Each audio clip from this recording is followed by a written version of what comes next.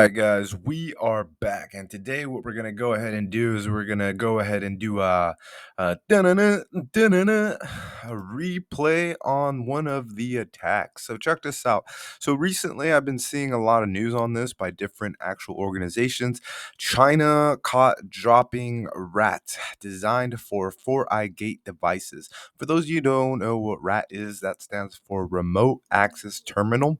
That is the acronym for that, which that basically means it gives you remote access to a device. Chinese spies hacked Dutch defense network last year, intelligence agencies. So the attack technically did happen last year, but the Dutch government came out recently and confirmed that it was a state sponsored attack by China. Okay, so that was the reason why they went ahead, and if you keep up with the cyber news, you would have realized that a lot of this was coming out the last few days. And here's another one: Chinese coat hanger. So that's basically what they called the malware, hung out to dry by Dutch Defense Department. Okay, and I'm gonna be honest with you guys. During that time frame, okay, so let's just keep everything organized because I'm a big believer in making sure everything's organized. Okay, so the Dutch Defense Department was attacked by a Chinese state sponsored um, hacker group. Okay. And the devices that were exploited were basically 4iNet devices. And I believe it was their firewalls. And during that time frame of this year, basically there was about 60 vulnerabilities. I had I'm not sure if that article is still on there. But I read about there was about 60 vulnerabilities, and so a little bit about Fortinet. Fortinet is a cybersecurity company with headquarters in Sunnyvale, California. Okay, they're not a small company, guys. They're pretty big. I mean, look at this revenue for 2022 was around 4.4 billion. You know, number of employees 12,595. So this is a really big organization. This is a rather big organization, and yeah, it was just like, hey man, like this is some big news, so to speak. You know, especially with the vulnerability like that. And the thing is this, though, guys. I mean, they're not hacking into some college kids' class, so to speak. They're literally hacking and exploiting the defense department. You know, like the actual the military. So that's pretty scary. You know, that's something. I mean, talk about cyber warfare, right? But one of the vulnerabilities, okay, so check this out. CVE 2022 42 47 5. So CVE stands for what would be Common Vulnerability Exposure.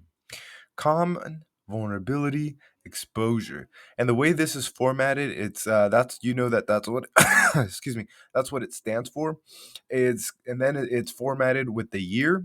So this is 2022. So this basically means it happened in 2022, and then it's given its ID. Just like podcast, it'll be say podcast 1, 2, 3, 4, 5, 6, 7. You know, so the CIV, the Common Vulnerability Exposure, um, there's certain requirements in order for it to be considered a CVE. Hopefully I pronounced that right. Sometimes I mix up the letters. But CVE, Common Vulnerability Exposure, gives you the year, then it gives you its ID. So that basically that's what it does there. Um, and we're gonna talk about it actually. So you could always do your own research and look this up, but out of the 60 possible vulnerabilities, maybe even more, one of them was this. Okay, it's basically what they call the heap-based buffer overflow. Guys, if you are in cybersecurity, you need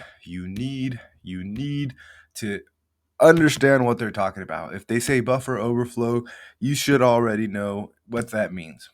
I didn't know what it meant at that time, or at least I didn't have a really good conceptual idea. So guess what I did? I went to go do my research. What is buffer overflow? That way I can go ahead and put it in my own words, so on and so forth, so I can understand, hey, how exactly are they exploiting the system? How can we go ahead and protect it? Let's make sure this doesn't happen again. So this video, shout out to Aaron, yo. This video, guys, I'm gonna put the link in the description. This is actually a really good video. It literally goes ahead.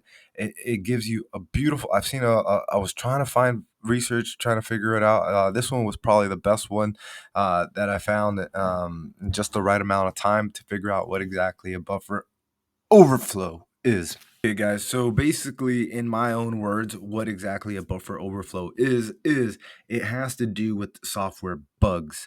Okay, and remember, software is written in different languages. The example of languages would be Python, Java, C Sharp, C plus, and basically when certain languages are going to be exposed to certain vulnerabilities. So for example, Python, Java, you don't see buffer overflow issues compared to C plus, C sharp. That's where you're going to see the buffer overflow issues. And a lot of it has to do with the key phrase here is, where is the code being executed? Where is the code being executed? And that's basically it in my own words, with regards to what exactly is a buffer overflow. If you remember, software bug, we think about software complexity. Where is the code being executed? Certain languages are prone to certain bugs, so to speak, with regards to buffer overflow. So watch this video, give you a better solution. Make sure you come up with your own definition. That way you don't just copy and paste, but you are thinking for yourself and then distilling the information in order for you to go ahead and be able to have a conversation with like-minded people. That way you can go ahead and continue to learn. So we'll see you guys on the next one.